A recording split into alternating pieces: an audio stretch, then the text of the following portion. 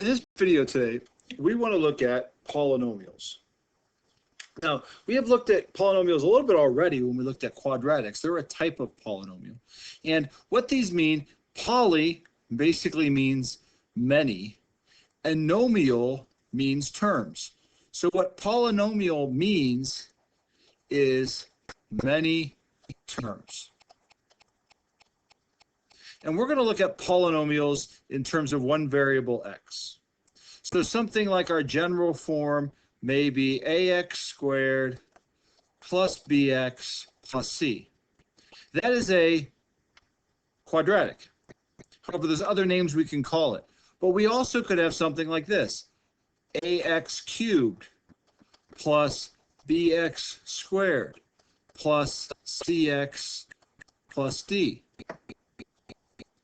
So these are more than just quadratic. There's other terms. So when we talk about many terms, that idea of the many terms, a quadratic written like this would have 3 terms. A polynomial written like this would have 1, 2, 3, 4 terms. So let's look at some types here and some words that we use to describe these. If we had a number just like 5, there's no x's there at all, we call that a constant. There is no variable. It's always just 5. If we have 3x plus 2, that looks like a line. Those are just known as a linear polynomial. Once we get an x squared, that is a quadratic. And it could be a quadratic with only 2 terms, there's no b term, or it could be a quadratic where we have all 3 terms.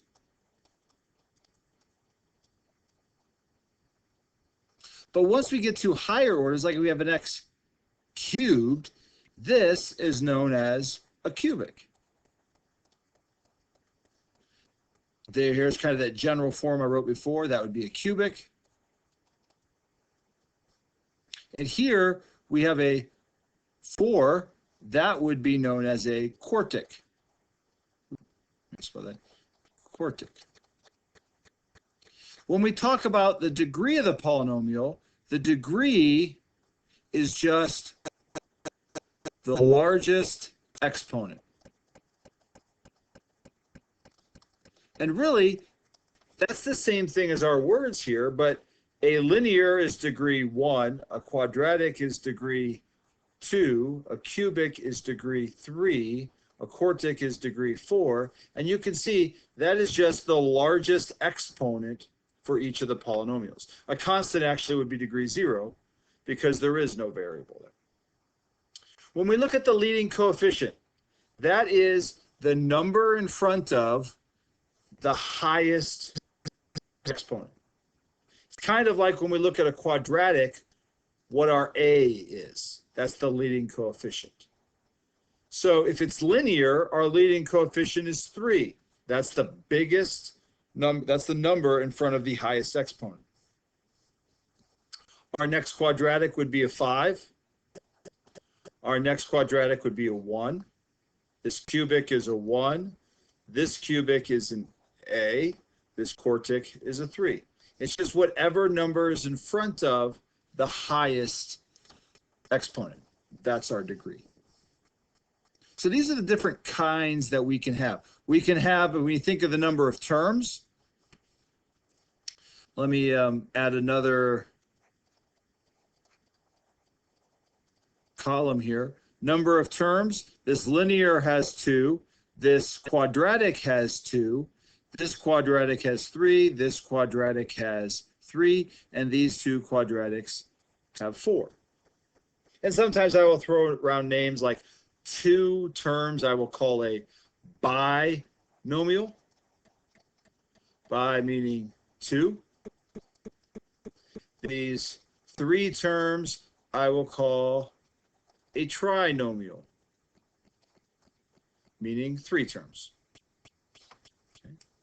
Now, our standard form of a polynomial, we always write it in this form right here. We don't have to write it with ABCs. We can write it with numbers like this. We never want to write it like this. Let me say this is in not standard form. Let me show you an example of what we don't want to do. Something that is not in standard form is something like 4x minus 5 plus 3x squared. That's not in standard form. To put that into standard form, you want to write your exponents in order.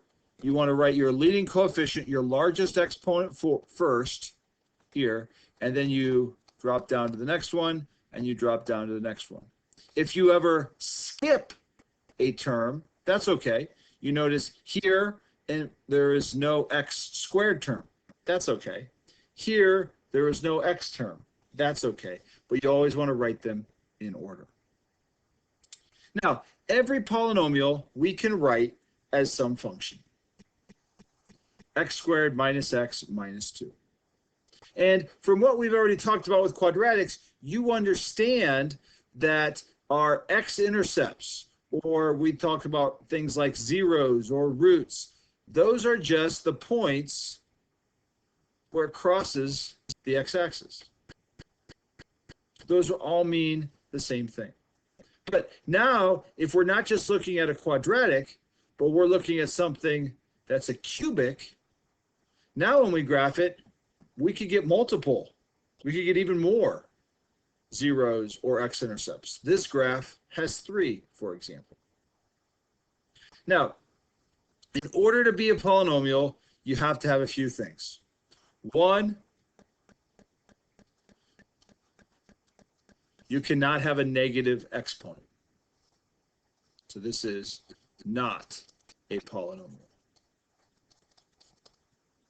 2, you cannot have an x on the bottom of a fraction. And 3, you cannot have an x underneath a square root or a radical. Now, if you look at the second one, you'll notice the 5 is under the radical, but not the x. The 3 is in the denominator on the bottom, but not the x. So this is yes. This is a polynomial. Here, x on the bottom, no. Here, x on the bottom, no. Most of the ones we are going to look at are going to be like these up here. This general form, exponents going down, nice whole numbers, our exponents 3, 2, 1, 2, 1, 0, and so forth. Now, if we have a polynomial, some f of x, we can evaluate it. If we wanted to find what's the value when x is 1, well, we just put 1 in. Remember, anytime you substitute something in, always use parentheses. And if we put that in, we get -2. If you remember, we also looked at it with this function notation, which means to just put 2 in for x. We've also looked at that, and we get 0. The last thing we want to look at is the basic shapes of polynomials.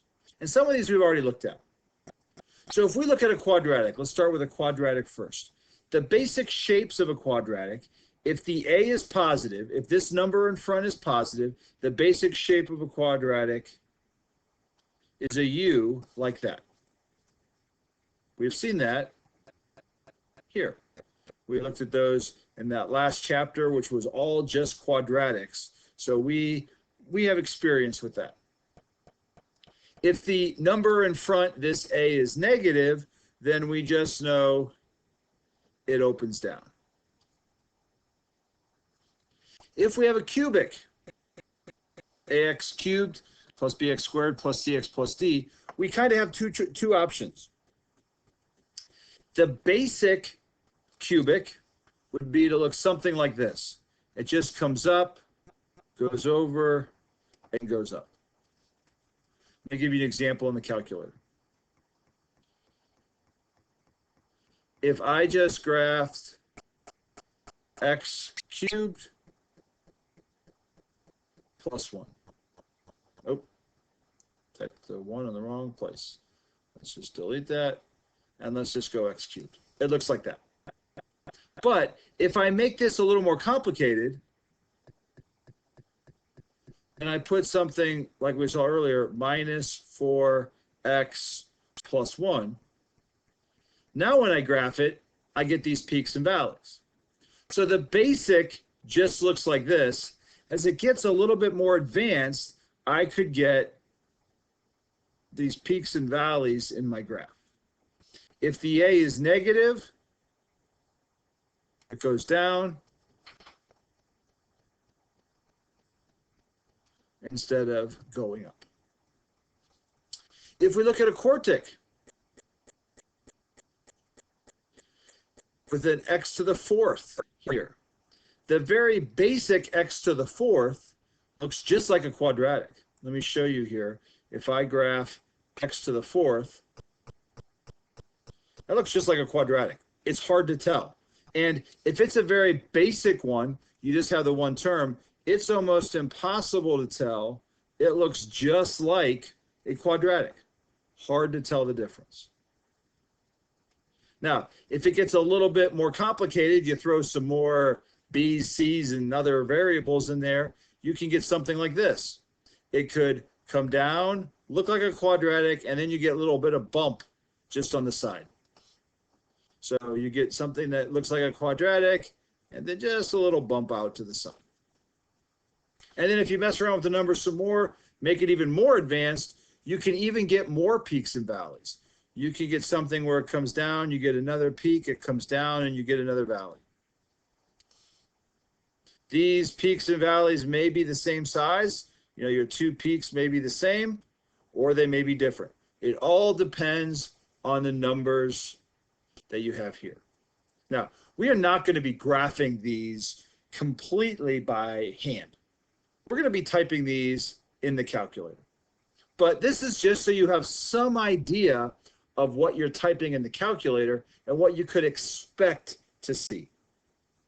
Now, as it goes up higher, if we go to a 5th degree, all that does is it's like a 3rd degree over here. And it could be very similar in the basic one, but all it's going to really do is you go higher and higher degree, it just adds more peaks and valleys. A 6th degree, compare that to this up here, which was a 4. All it's going to do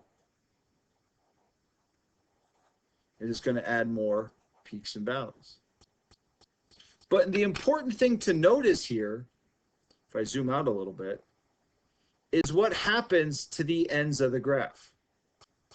If it's a even degree, x squared, x to the 4th, x to the 6th, the two ends both go the same way. They may both go up or they may both go down, but they go the same way.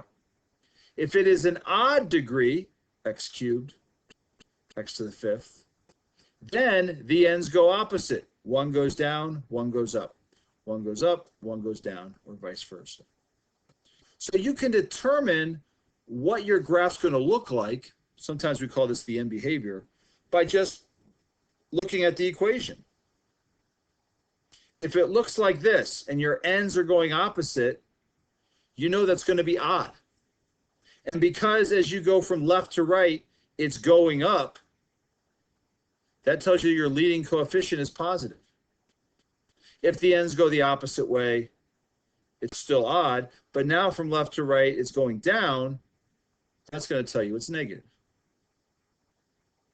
Likewise, if they both are going up or both going down, that tells you it's even. If they're both going up, that tells you the leading coefficient, that number out in front of the largest exponent, is positive. If they're both going down, the number out in front is negative.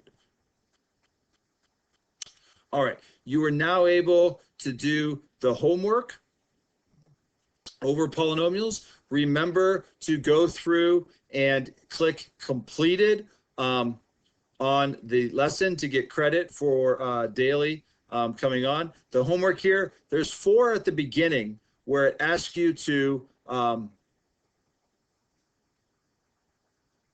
determine which is which without using a calculator.